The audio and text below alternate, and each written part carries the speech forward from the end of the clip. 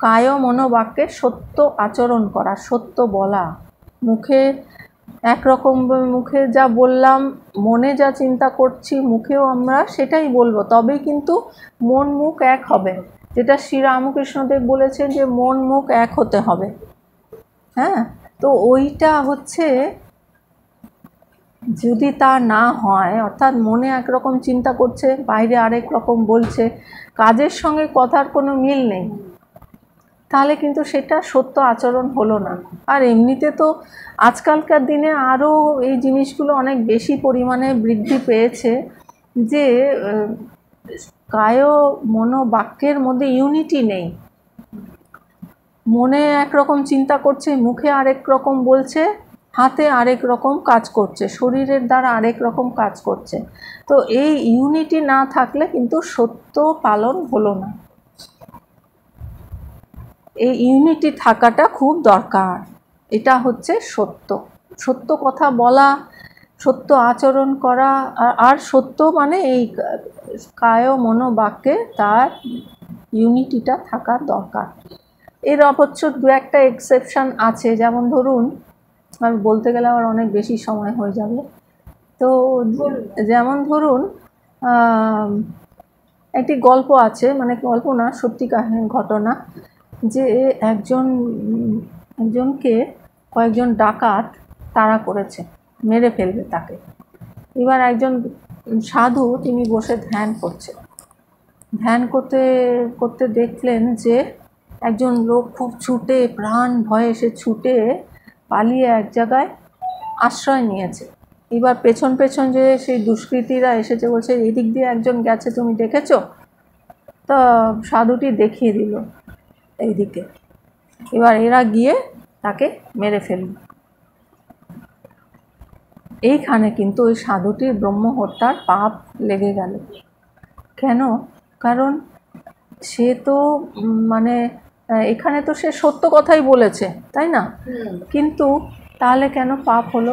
এটা হচ্ছে একটা, যেখানে প্রাণ সংশয়, এই ধরনের যখন কেস, মানে একটা খুব বিপদ, একটা খুব সংশয়, একজনকে রক্ষা করা, বা আপনি নিজেই একটা খুব বিপদে পড়েছেন, সেই ক্ষেত্রে কিন্তু যদি দেখা যায় যে সত্যটা ক্ষতিকারক হচ্ছে, তখন কিন্তু ওই রকম একেবারে সহজ, মানে একদম অকাট্য সত্যটা না বলে একটু যদি অন্য রকম বলা হয়, যাতে অন্যের কল্যাণ হবে। যেমন ধরুন তখন ওই সময় যদি না বলতো, তাহলে তো তার প্রাণটা বেঁচে যেত। তো এইগুলো এক্সেপশনাল কেস, এগুলোকে কনসিডার করতে হয়। অথবা ধরুন আপনি খুব বিপদে পড়েছেন, তখন একটা আপনাকে পুরো সত্য বললে তখন অসুবিধা হবে, বিপদ বাড়বে, তখন সেইগুলো হচ্ছে তখন এক্সেপশনাল কেস, সেইগুলো তখন ওগুলো কনসিডার ঈশ্বর করেন। আর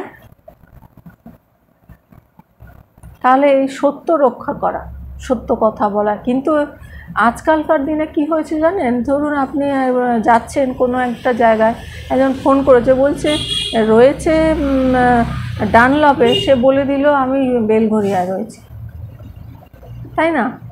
এটার কোনো দরকার আছে? তো এই ধরনের মিথ্যা কথা, মানে আজকাল দেখা যায় যে মিথ্যা কথাটা বলাটা যেন কোনো ব্যাপারই না, মানে সত্যের থেকেও যেন তারা ইজিলি মিথ্যে কথাটা বলতে তাদের আটকায় না, বেশি স্বাচ্ছন্দ্য বোধ করে। তো এইগুলো দেখুন, সত্যই হচ্ছেন ভগবান, সত্যই হচ্ছে ঈশ্বর।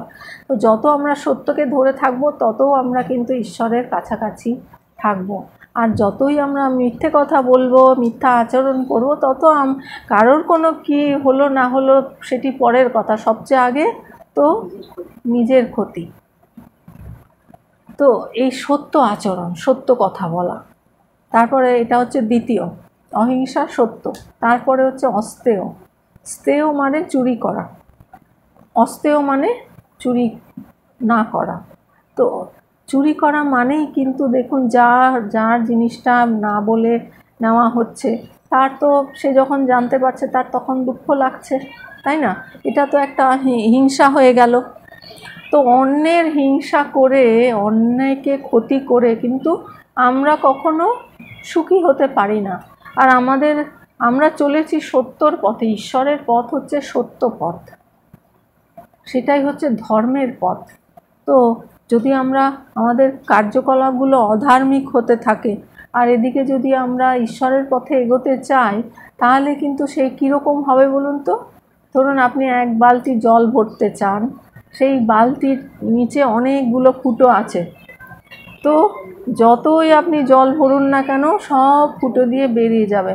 তো এইগুলো যদি আমরা পালন না করি তাহলে কিন্তু ওই আমাদের সমস্ত প্রচেষ্টা ওই রকম ব্যর্থ হয়ে যাবে, আমরা ধর্মজীবনে এগোতেই পারবো না। তো এইগুলো পালন, তাহলে অস্তেয় অর্থাৎ চুরি করবে না, এটা হচ্ছে শাস্ত্রের নির্দেশ। তারপরে ব্রহ্মচর্য পালন করা। আমাদের ধরুন 4টে আশ্রম আছে, এক হচ্ছে ব্রহ্মচর্য, গার্হস্থ, বানপ্রস্থ এবং সন্ন্যাস। আমাদের শাস্ত্র বলছেন যদি 100 বছর আয়ু হয় 25% ইচ, 25 বছর পর্যন্ত আগেকার দিনে ছিল যারা গুরুকুলে থেকে পড়াশোনা করত, ব্রহ্মচর্য পালন করত, গৃহে গুরুর নির্দেশ পালন করত, করে সে ব্রহ্মচর্য পালন করে অধ্যয়ন করত।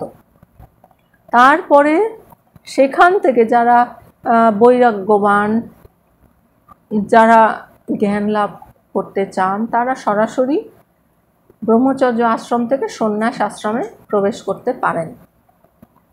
বাইরে মাঝখানের দুটো আশ্রমকে স্কিপ করে তারা এগোতে পারেন। কিন্তু সকলের ক্ষেত্রে তো আর সমান হবে না, যারা সেটি পারবেন না তাদের জন্য শাস্ত্র নির্দেশ দিয়েছেন যে ব্রহ্মচর্য পালনের পরে গৃহস্থ আশ্রম 25 বছরের জন্য, অর্থাৎ 25 থেকে 50, এটা হচ্ছে গৃহস্থ আশ্রমে সে বিবাহ করবে, তারপরে সুসন্তান উৎপাদন করবার জন্য, তারপরে তাদের লালন পালন, এই যে কর্তব্য এগুলো করবে 50 বছর পর্যন্ত। তারপর যদি 100 বছর আয়ু হয়, আর তারপরে কিন্তু তাকে গৃহস্থ আশ্রম থেকে নির্জনে গিয়ে সেখানে নিজেকে প্রস্তুত করতে হবে, সাধন ভজন করতে হবে সন্ন্যাসের উপযুক্ত করবার জন্য।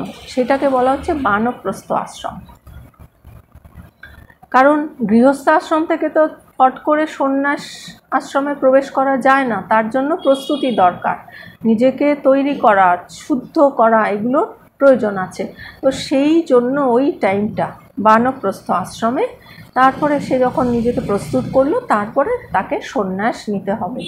সকলকেই আমাদের কিন্তু কোনো না কোনো সময়, এই জন্মে না হোক পরের জন্মে কি তার পরের জন্মে সন্ন্যাস নিতেই হবে। কারণ সন্ন্যাস না নিলে কিন্তু জ্ঞান লাভ হবে না, জ্ঞান লাভ না হলে মুক্তি লাভও সম্ভব না। তাহলে আমরা এই সংসার চক্রেই বারবার আবর্তিত হতে থাকবো। আর এইটা হচ্ছে খুব দুঃখজনক, তাই না? বলেছেন না পুনরপি, একটা গান আছে না, জনম মরণ বিষম ব্যাধি নিরবধি কত ভুগিব আর, তাই না? এই জন্ম মরণ এটা কিন্তু খুব দুঃখ, খুব কষ্ট। জন্মানোর সময় দেখবেন বাচ্চা কি কাঁদে, তাই না?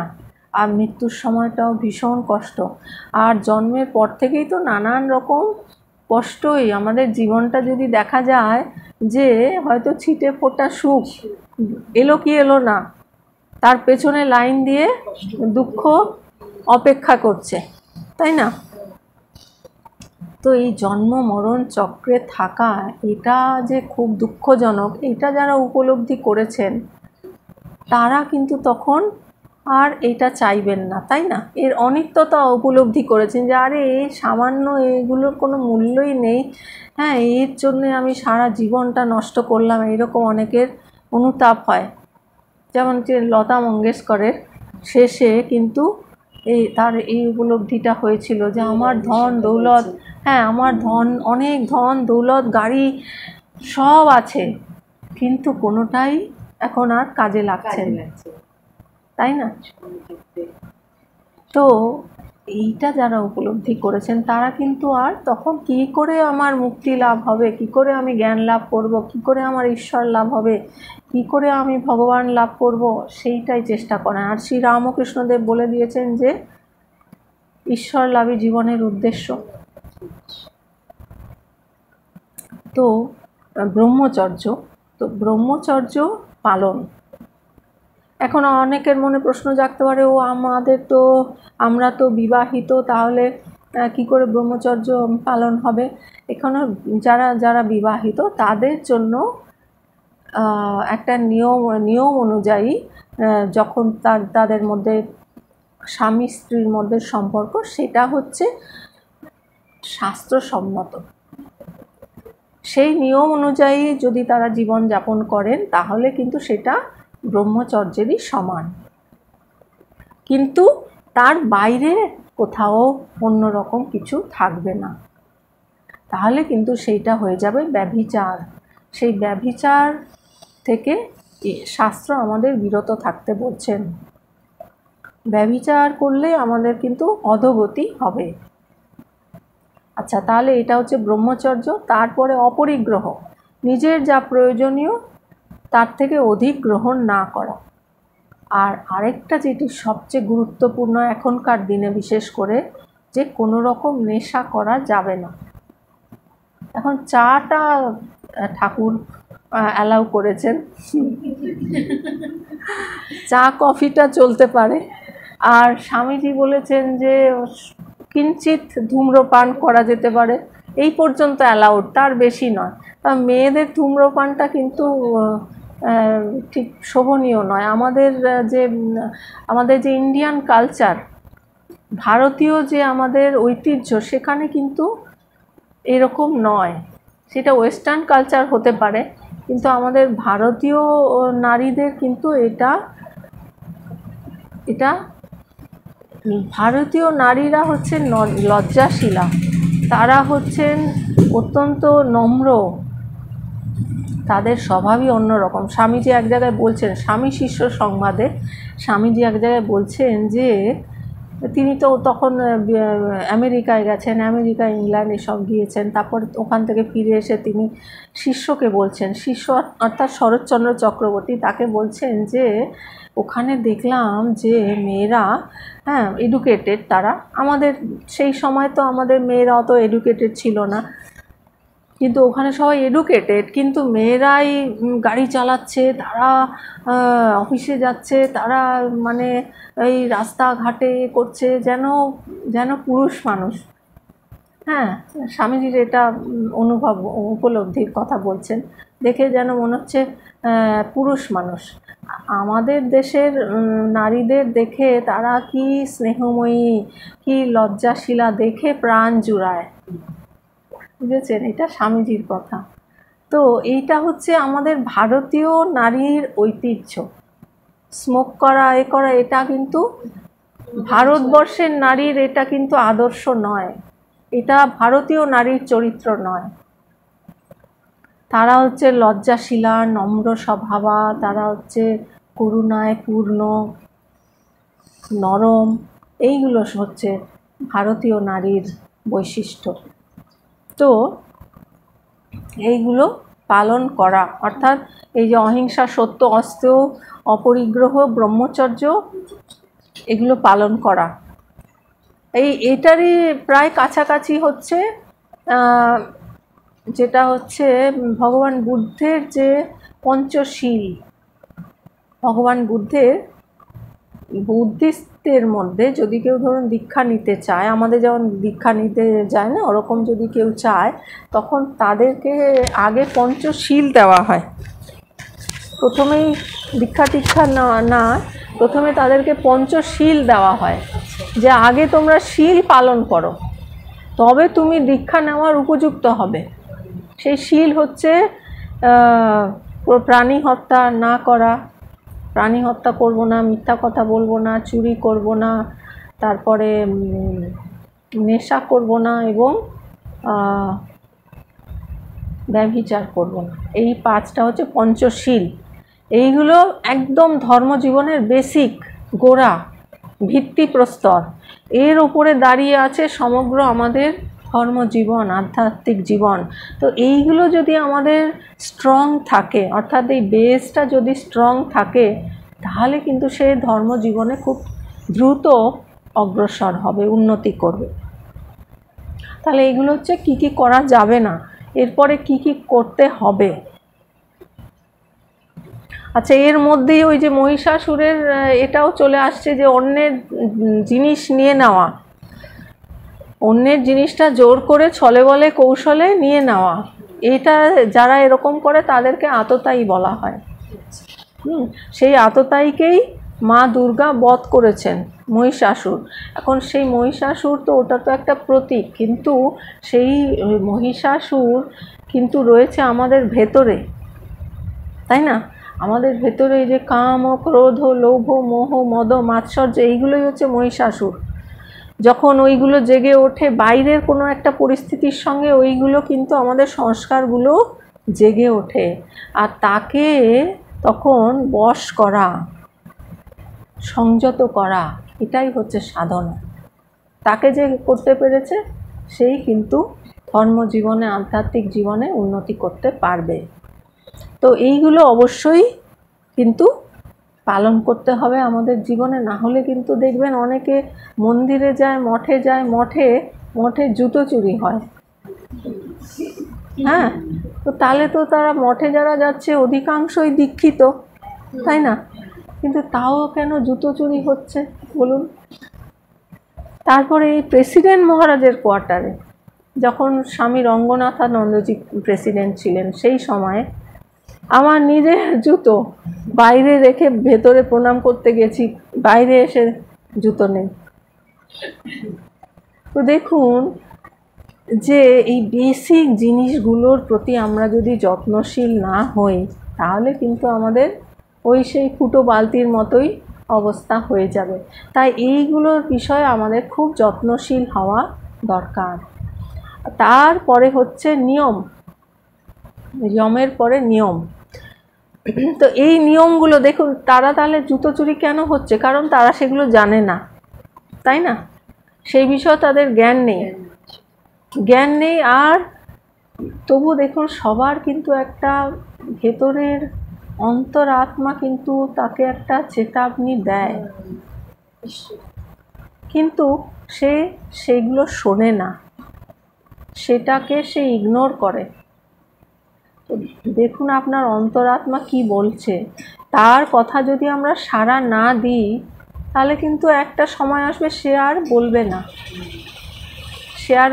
না, তখন সে কিন্তু সম্পূর্ণ সেই বিপরীত মার্গেই সে গমন করতে থাকবে, অধোগতির দিকেই যেতে থাকবে।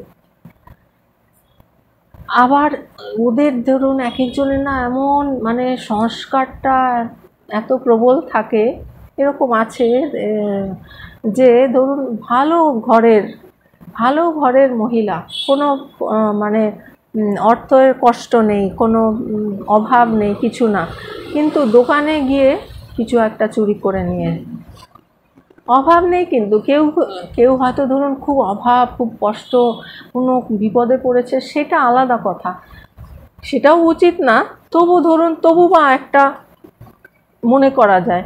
কিন্তু যে একজন তার কোনো অভাব নেই, ভালো ঘরের, কিন্তু সেই দোকানে গিয়ে সে ওরকম করছে, সেটা আবার আজকাল তো সব জায়গায় সিসিটিভি ক্যামেরা, হ্যাঁ, সব ধরা পড়ে যায়। হ্যাঁ, তাহলে এটা কেন হচ্ছে? কারণ তার ওই সংস্কারটা এত প্রবল, যেটা ওইখানে গিয়ে জেগে উঠলো, সেটাকে সে সংযত করতে পারছে না। তো এইগুলো কিন্তু আমাদের নিজেদের সংযত করা এগুলো খুব জরুরি দরকার। তারপরে নিয়মের মধ্যে প্রথম হচ্ছে শৌচ, বাহ্য এবং আভ্যন্তর শৌচ। বাহ্য শৌচ কোনগুলো?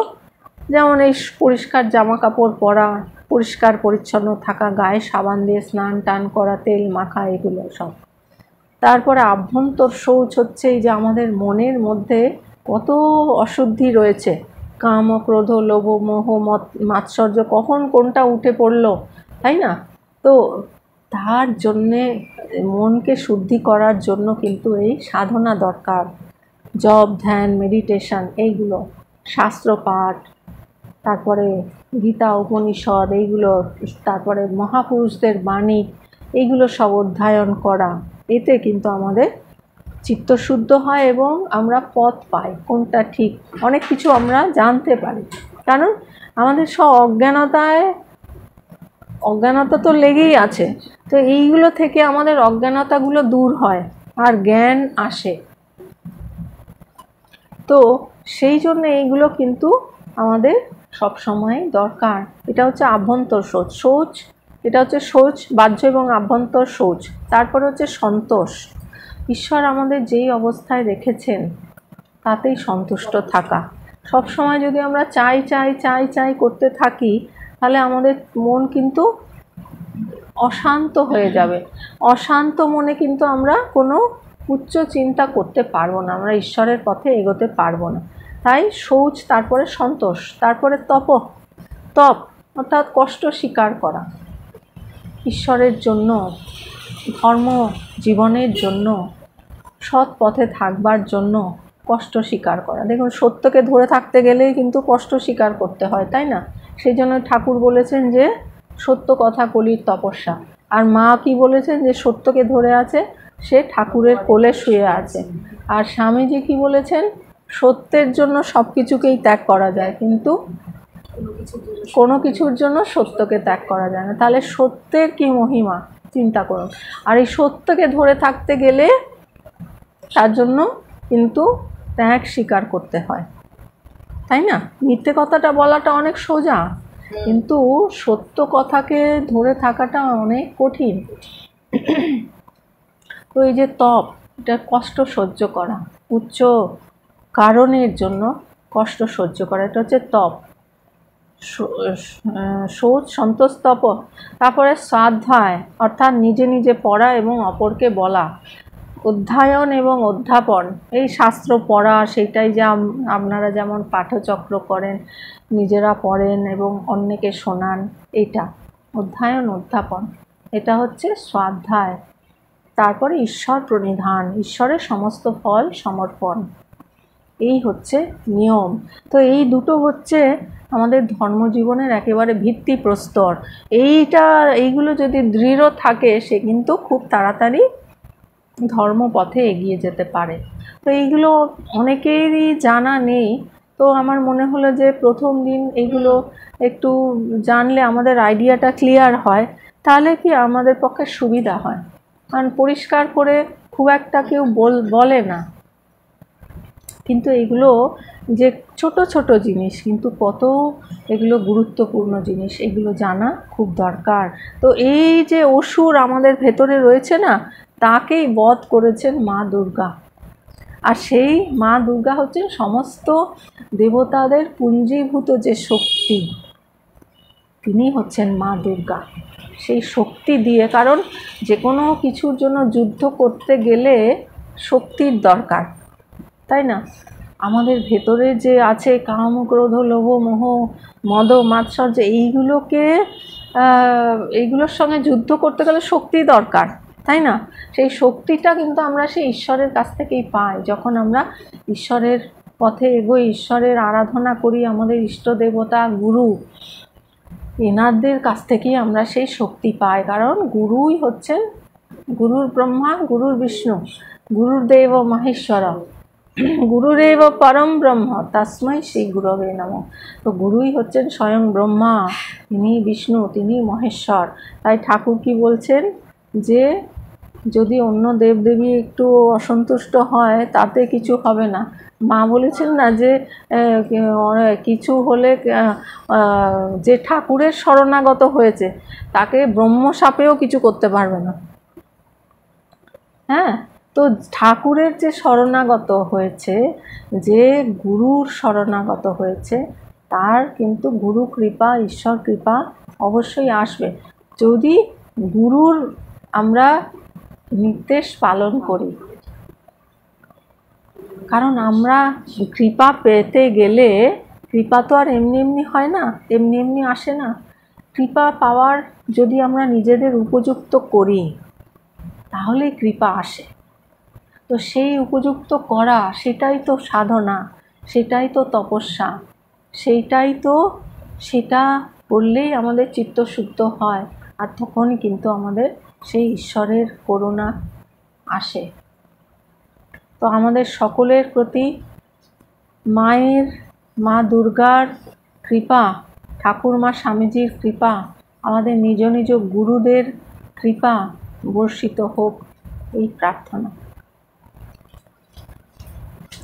ওম পূর্ণমদঃ পূর্ণমিদং পূর্ণাৎ পূর্ণমুদচ্যতে পূর্ণস্য পূর্ণমাদায় পূর্ণমেবাবশিষ্যতে। আরেকটা কথা মনে পড়ল যে ধরুন আমরা যদি এইগুলো পালন করি, এই নিয়মগুলো পালন করি, পালন করে মায়ের আরাধনা করি, মা সবচেয়ে বেশি সন্তুষ্ট হবেন।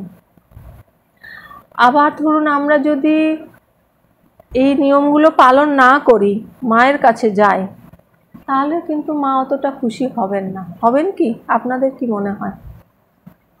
না, হবেন না। আর যদি আমরা এইগুলো পালন করি, মায়ের কাছে যেতে নাও পারি, তাতেও মা সন্তুষ্ট থাকবে, তাই না? 3 ধরনের, যে আমি কিছুই পালন করলাম না, মায়ের কাছে গিয়ে বললাম যে মাকে গিয়ে দেখবেন, আপনার নিজের গর্ভধারিণীর মায়ের কথাই ধরুন না কেন, গর্ভধারিণী মা আপনাকে বললেন তুমি এইটা করো, এটা করো, আপনি কিছুই মায়ের কথা শুনলেন না, এবার মাকে গিয়ে আপনি ঢিপ ঢিপ করে প্রণাম করলেন, মা তখন এক চাটি মেরে দেবে, যে কোনো কথা শোনে না, খালি ঢিপ ঢিপ করে প্রণাম। মা কি খুশি হবেন? আর যদি ধরুন আপনি মায়ের নির্দেশ পালন করেছেন, মায়ের কাছে আপনি গেলেনই না, কিন্তু মা তাতেই দূর থেকেই আপনাকে আশীর্বাদ করবেন, দূর থেকেই উনি যে প্রসন্ন হবেন, উনি যে আনন্দ খুশি হবেন, তার যে একটা শুভ ভাইব্রেশন, সেইটা তো সূক্ষ্ম জিনিস, সেইটা অটোমেটিক আপনি পাবেন, আপনি খুব ভালো ফিল করবেন, গুড ফিল করবেন। আর আপনি মায়ের নির্দেশ পালন করছেন, তার সঙ্গে মায়ের কাছে যাওয়ারও সুযোগ পাচ্ছেন, মায়ের আরাধনা করারও সুযোগ পাচ্ছেন, সেটা তো আরও শ্রেষ্ঠ। কিন্তু যদি আমরা মায়ের কাছে যাওয়ার সুযোগ নাও পাই, মায়ের কাছে যদি নাও যাই, মন্দিরে আমরা নাও যাই, কিন্তু আমরা যদি, এইগুলোই হচ্ছে মায়ের নির্দেশ, এগুলোই হচ্ছে প্রকৃতির নিয়ম। প্রকৃতির নিয়ম যখন আমরা মেনে চলি, তখন কিন্তু প্রকৃতি আমাদের সাহায্য করে। ধর্মপথে আমরা যখন চলতে আরম্ভ করি না, তখন ধর্মই আমাদের কিন্তু রক্ষা করে। ধর্ম রক্ষতু রক্ষিতঃ, অর্থাৎ যিনি ধর্মকে ধরে থাকেন, ধর্মই তাকে রক্ষা করে। তো সেই আমরা ধর্মপথে, ঈশ্বরের পথে, ভগবানের পথে, জ্ঞানের পথে দ্রুত এগিয়ে যায়, এই প্রার্থনা। ত্বং বৈষ্ণবী শক্তিরনন্তবীর্যা বিশ্বস্য বীজং পরমাসি মায়া সম্মোহিतं দেবী সমস্তমেতৎ ত্বং বৈ প্রসন্না ভুবি মুক্তি হেতুঃ। ওম শান্তি শান্তি শান্তি। হরি ওম তৎসৎ। শ্রীরামকৃষ্ণার্পণমস্তু।